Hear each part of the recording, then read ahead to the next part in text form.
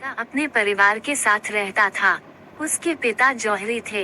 एक दिन उसके पिता बीमार पड़ गए। धीरे धीरे उनकी हालत बिगड़ती गई और अंत में उनका निधन हो गया। पिता के निधन के बाद परिवार पर आर्थिक संकट आ गया। ऐसे में मां ने घर चलाने के लिए बेटे को अपना एक कीमती हार दिया और कहा कि इसे अपने चाचा की दुकान पर दिखा देना, वे भी एक जौहरी हैं। इसे बेचकर जो पैसे मिलेंगे वह ले आना।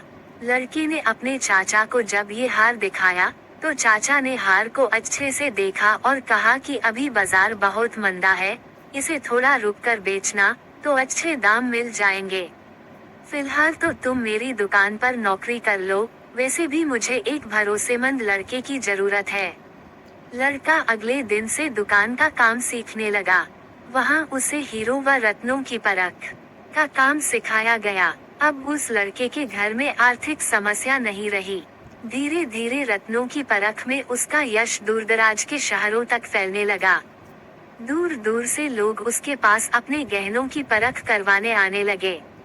एक बार उसके चाचा ने उसे बुलाया और कहा कि जो हार तुम बेचना चाहते थे, उसे अब ले आओ।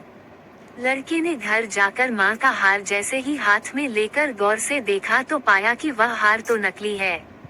वह तुरंत दौड़कर चाचा के पास पहुंचा और उनसे पूछा कि आपने मुझे तभी सच क्यों नहीं बताया, जब मैं इस हार को बेचने आया था। इस पर चाचा ने कहा कि अगर मैं तुम्हें उस समय सच बताता तो तुम्हें लगता कि संकट की घड़ी में चाचा भी तुम्हारे कीमती हार को नकली बता रहे हैं और तुम्हें मुझ पर यकीन नहीं होता।